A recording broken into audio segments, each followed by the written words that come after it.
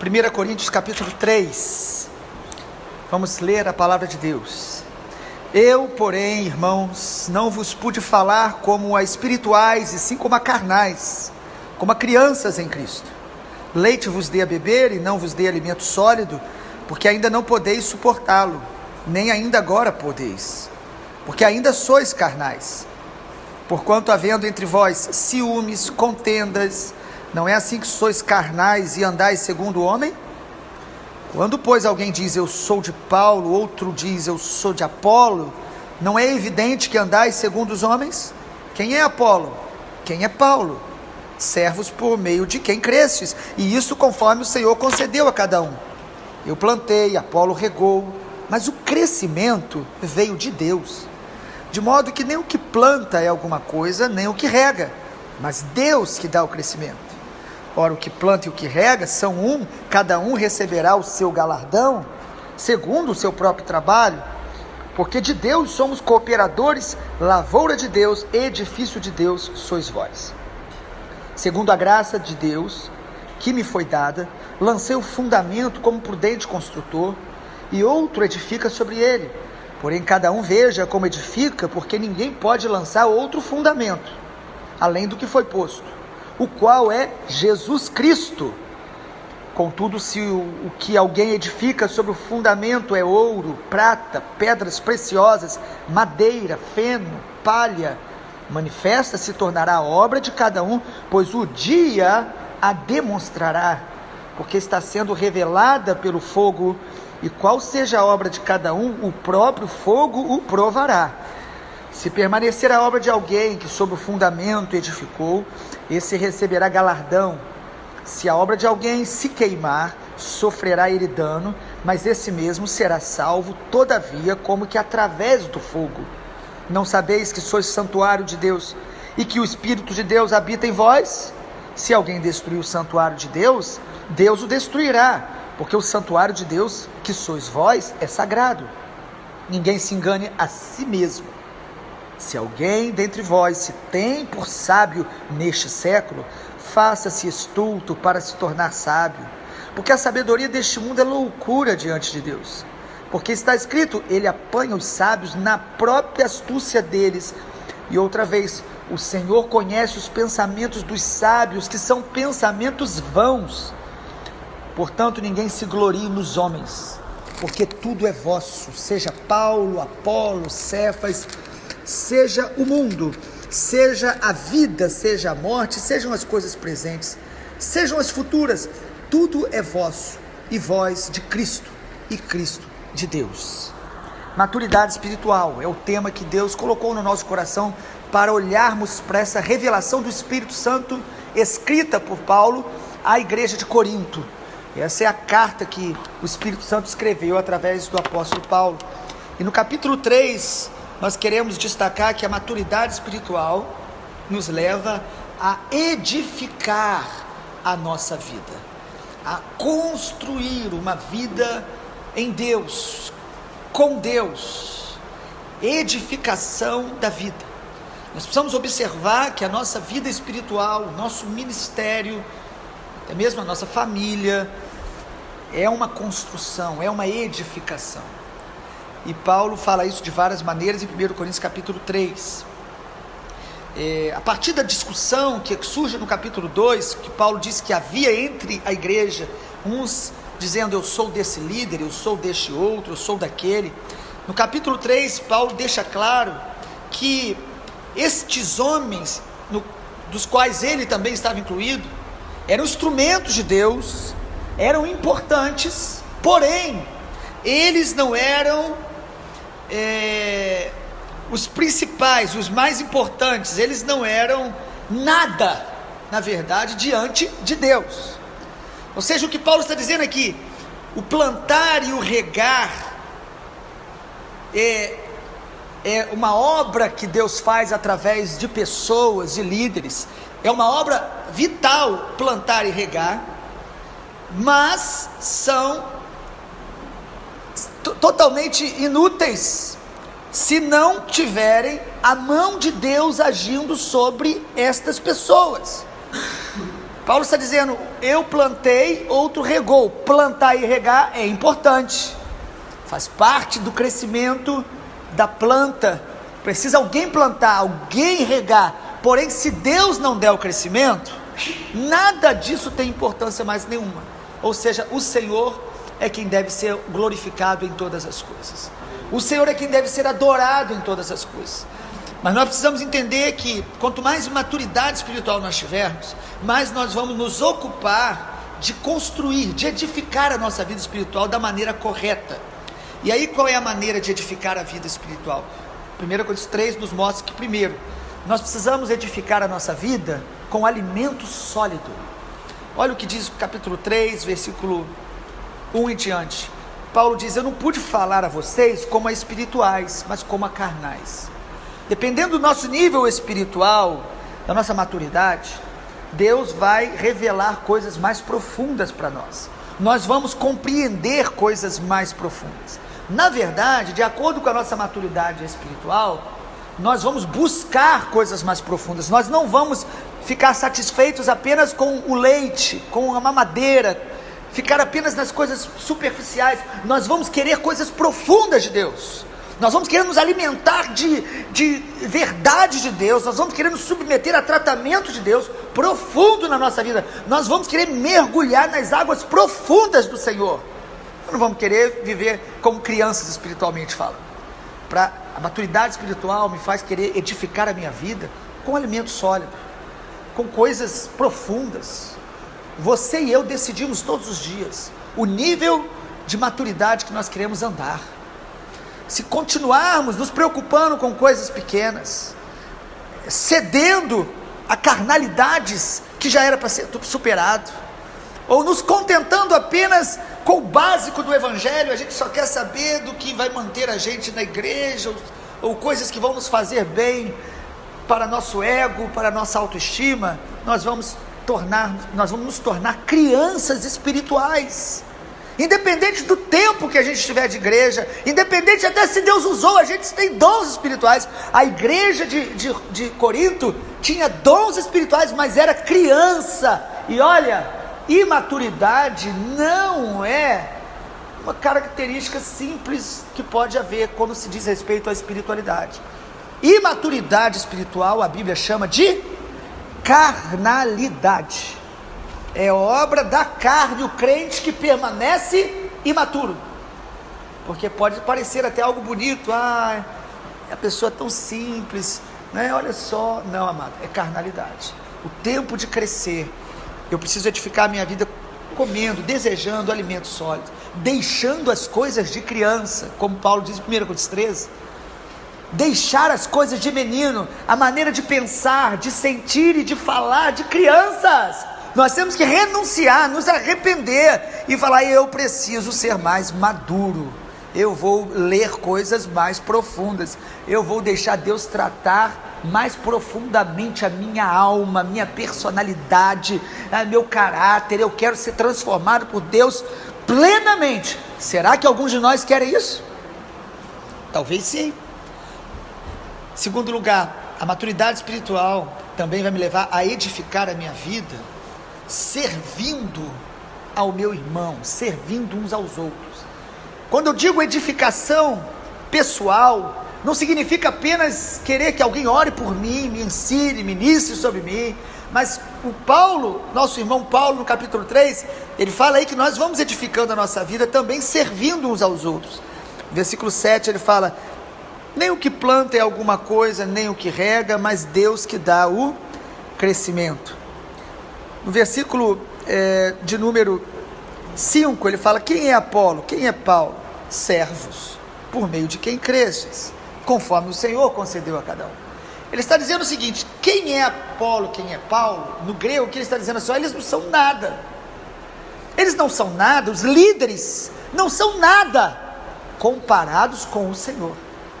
Mas os líderes são servos de Deus, que devem ser respeitados e amados na função que eles estão exercendo.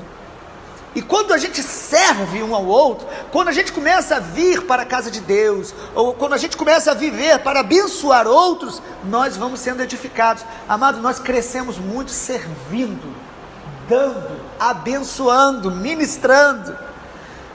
Geralmente, quando nós nos convertemos, nós vamos à casa do Senhor, vamos a um culto, e a gente sai muito cheio, a gente recebe muito, sai tão feliz, e às vezes, com o passar do tempo, esta experiência vai diminuindo, e alguns entram em crise dizendo: por que antes eu recebia tanto, me alegrava tanto? Porque, preste atenção, na caminhada com Deus, chega um momento que Deus quer nos levar a crescer, que nós começamos a receber quando nós damos, quando nós servimos, e este é o momento que muitos param de crescer, e começam a andar de um lugar para outro, e começam a ver defeito, começam a culpar e responsabilizar os outros, porque ele não está crescendo, e começam a dizer que a igreja mudou, que o Brasil mudou, que as pessoas mudaram, e na verdade elas estão pensando somente em si mesmas, no seu próprio ego, e estão querendo continuar como crianças espirituais, porque criança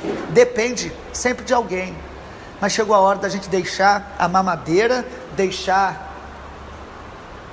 a chupeta espiritual, e a gente pegar o avental, pegar o lenço e começar a servir uns aos outros. Servindo ao outro você cresce, você é edificado. Paulo fala: nós somos servos, e os servos vão receber galardão. Versículo 8: o que planta e o que rega vai receber sua recompensa, segundo o seu próprio trabalho. Então nós precisamos entender que a gente precisa servir com as habilidades que Deus nos deu, com o jeito que Deus deu a cada um, com o talento, cada um de nós abençoa de uma maneira especial.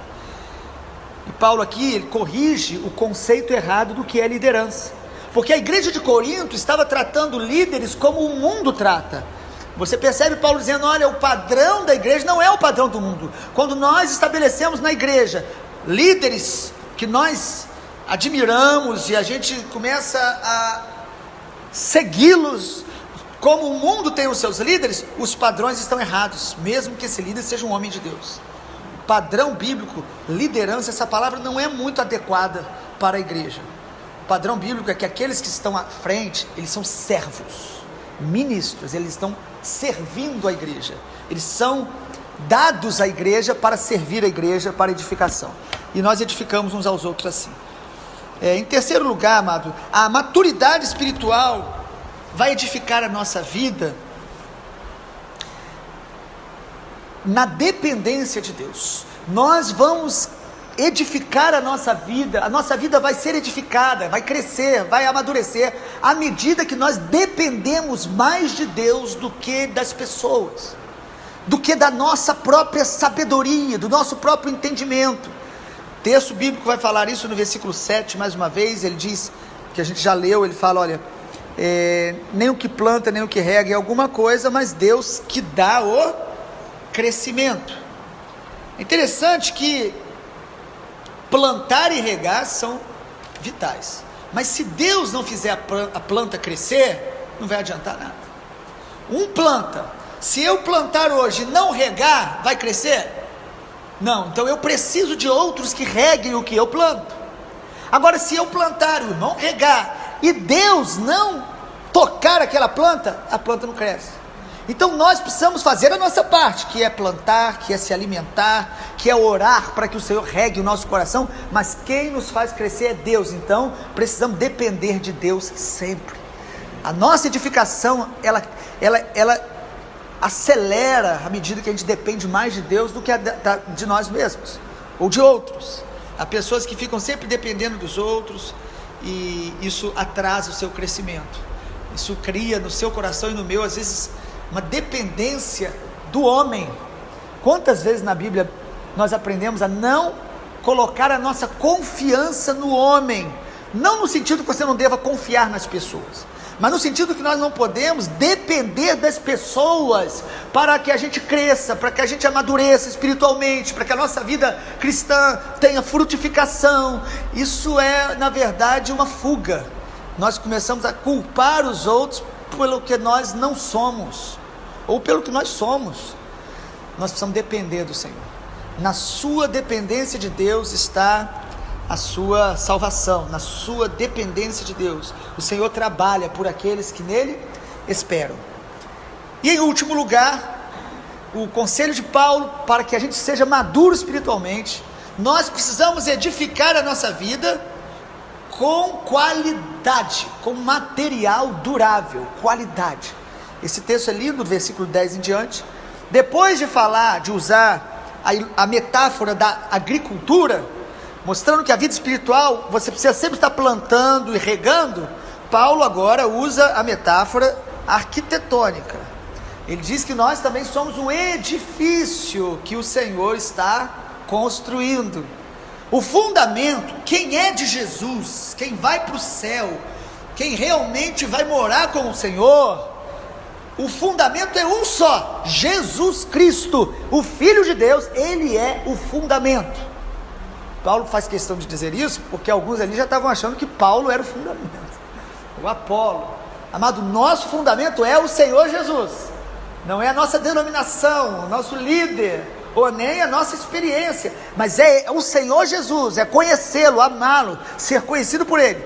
Porém, Jesus é o fundamento, mas o que eu construo a partir disso, vai depender das minhas escolhas e decisões diárias. E eu e você, todos os dias estamos decidindo qual é o material, a qualidade do material que nós estamos edificando a nossa vida espiritual. Quando vamos construir uma casa e perguntamos quanto fica esse revestimento, tem preços e preços. Vamos colocar o piso, quanto fica esse piso? Tem piso que o metro quadrado é R$40, tem outros que é 100, tem outros que é 200. E a questão não é só a beleza, os irmãos sabem disso, a questão da qualidade. Você pode estar construindo a sua vida espiritual, irmãos, apenas com palha, ou com outro tipo de material, madeira. Olha o que diz aí, capítulo 3 de 1 Coríntios, no versículo 12: se alguém edifica sobre o fundamento, é ouro, prata, pedras preciosas, madeira, feno, palha, manifesta se tornará a obra de cada um, pois o dia a demonstrará. Paulo está dizendo, enquanto a gente está na terra, nós vamos ver pessoas aparentemente muito espirituais, usadas, cheias de dons, às vezes o ministério crescendo em número, nós vamos ver tantas coisas, porém o dia da vinda do Senhor manifestará a qualidade, o tipo de material que nós estamos edificando a nossa vida. Nós não sabemos olhando uns para os outros, mas Paulo exorta a igreja: construa uma vida que seja verdadeira, legítima. O que torna esta construção com um material mais valioso? Qual é o material mais valioso? O ouro, que resiste ao fogo. O ouro que é um dos símbolos bíblicos quando fala acerca das coisas do Senhor.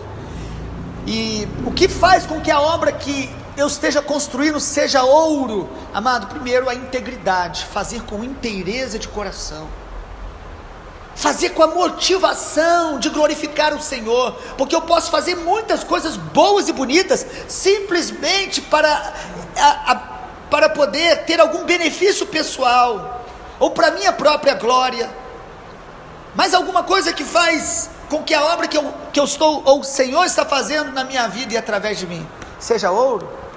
É quando eu faço dependendo do Espírito Santo, e não apenas na força humana e nos recursos humanos. Há pessoas que fazem grandes coisas com a sabedoria do homem, com dinheiro, com recurso, grandes construções, grandes projetos, e você pode fazer, mas o dia do Senhor vai mostrar a nossa motivação, a nossa integridade, se fizermos aquilo com o coração puro. Não adianta fazer muitas coisas, mas estar com uma vida e o caráter reprovado, tendo pecados ocultos, coisas escondidas, não deixando Deus tratar o nosso caráter, não deixando Deus tratar a nossa alma, santificando todos os dias. Amado, o dia da vinda do Senhor vai tornar manifesto todas as coisas do nosso coração. A volta de Jesus será um dia de muitas surpresas. Como nós estamos construindo a nossa vida espiritual? De qualquer maneira, para nosso próprio benefício, de maneira relaxada. A Bíblia diz: maldito o homem que faz a obra do Senhor relaxadamente, de qualquer maneira, quando sobra tempo. quando me convém. Hoje eu faço, amanhã eu não faço, hoje eu estou com vontade. Não há um amor, compromisso, seriedade. A gente costuma dizer que nós não fomos chamados para fazer a obra de Deus, mas para fazer a obra com Deus. É Ele que faz através de nós, a glória deve ser somente a Ele. Nós devemos pedir a Deus sempre para purificar nossas motivações. A oração do Salmo 139 deve ser constante: Senhor, me sonda. E essa palavra significa, me vira ao avesso para ver o que está dentro de mim. E se você for honesto e sincero, Deus de vez em quando Ele vai nos colocar nessa posição de mostrar o nosso coração para nos purificar, nos tratar. E Paulo conclui esse texto falando que nós somos apenas mordomos, somos apenas servos, aqueles que administram a despensa do reino dos céus. Nós estamos aqui para servir. Amado, como nós estamos construindo? Seja maduro para edificar uma vida sólida diante do Senhor.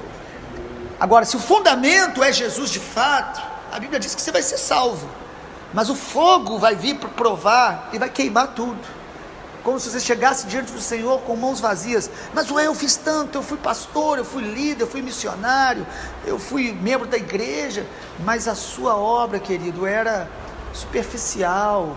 Você não buscava a glória de Deus, você não estava com o coração inteiro. Quantas coisas erradas. Fogo. E aí o texto diz que o fogo vai queimar e a pessoa vai ser salva como pelo fogo. Que o Senhor possa nos purificar nessa manhã, que nós venhamos a decidir hoje a construir uma vida espiritual mais madura, mais forte, à prova de ventos, que não cai e não desanima por qualquer coisa, que na hora da dor e da prova nós possamos ter nutrientes, ter reservas espirituais para cada deserto que a gente passar, construir um altar, adorar a Deus, saber chorar diante do Senhor, mas não esmorecer, não retroceder, porque nós queremos ser adultos espiritualmente falando, e Deus vai nos dar alimentos mais sólidos. Deus tem alimentos sólidos para dar a você e a mim, mas que nós precisamos crescer para que a gente possa receber esse alimento. Que o Senhor Jesus nos abençoe.